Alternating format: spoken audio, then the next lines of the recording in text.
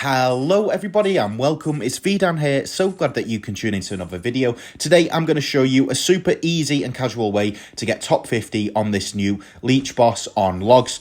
But I would recommend to see the frame perfect optimal strategy, please join our Discord, okay? We have some fantastic moderators who have completely revamped the server for us. You can interact with many top players and the frame perfect full amazing solution to do this in the minimum time can be found on the Discord server. But I'll show you a super casual way if you don't want to end up, ruining yourself going for frame perfect kills. So basically, tier 1, you can just follow my farming guide. We've got a 105 sticky bomb. We have got a mob, elim, and then just, 012, 012, ice and glue to stall. We managed to keep a favored trades down, and we also have a jungle drums village.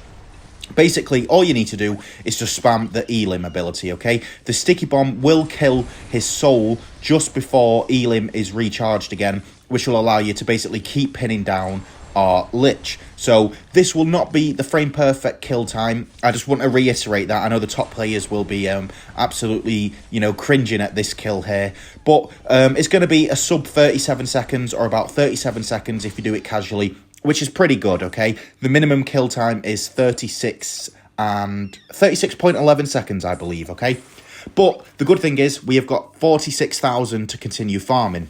Now, what's really interesting is that with this modification on the cooldown, the most efficient tower is actually a heli, but I didn't do heli farming for tier 2. This is not an optimal tier 2 farming. I just did what I know how to do and did it super casually. So all this involves, if we get a monkey city, we get a BRF and bloon trap, we build some marketplaces, build some additional mob maulers, because you have additional mobs that are spawned on the Lych boss, then some rubber to gold alchemists with a glue, and then we're going to get an overclock, and then we're going to overclock the BRF at all time. And also what we're going to do is we're just going to upgrade every single marketplace to a central market. So that would be 5 central markets. And then literally I just saved. It's so suboptimal, but I literally just saved until I could get a banana central. And I got that on round 59. So then I had a banana central and 5 marketplaces. And I was like, you know what? I'm just going to sell the marketplaces and keep the central down and see what I can do for tier 2. So this tier 2 will make the top people cringe because we're going to lose about 3.5 seconds here. But that's mainly due to my awful ability timings.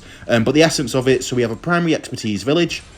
We obviously have assassin and elim spam. And then I also got a cripple mob with a alchemist buff, just for some additional damage. But make sure you set this far away. This is just so that obviously he doesn't heal. But this, this cripple mob I shouldn't have really bothered adding, because as you saw there, it got healed. Basically, what you really want is to be good with tech terrors, so 3 tech terrors, and then just ability time the bombs really well. If you can do that, you can definitely save 3 or 4 seconds there, because that was not quick. Okay, so this is how I farmed for tier 3.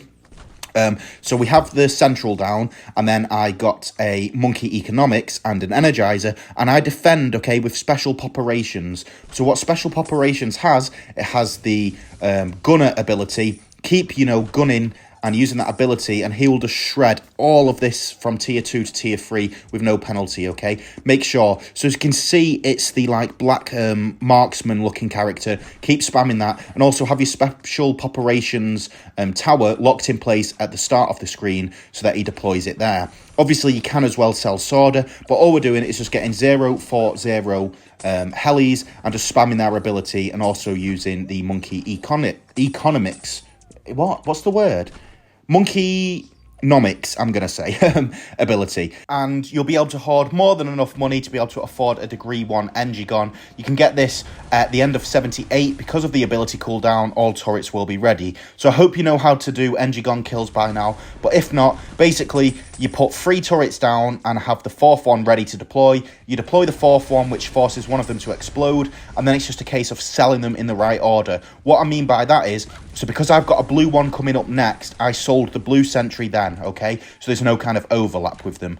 But what's nice as well, because the monkey cooldown is so low, the ability cooldown, sorry, you can just deploy a few more, and you've easily got the engigon kill. Now, I missed probably half a second, if not a bit longer, maybe a second there of bad timing. So when I say frame perfect kills, these top guys are making sure that basically as soon, like the millisecond that Lych is no longer invincible, they sell a turret. It's absolute perfect timing, okay?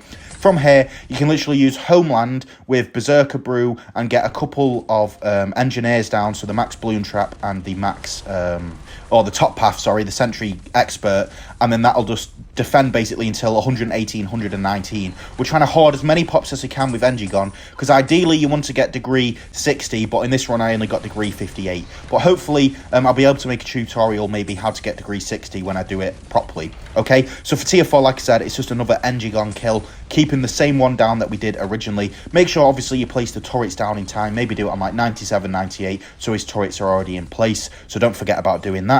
Other than that, it should be straightforward. I don't know why I added a Ray of Doom, but I was like, I just don't want a penalty, and it did work, okay? So yeah, make sure as well, if you did use Permabrew to buff any of the engineers that I sold, because obviously that'll buff Lych.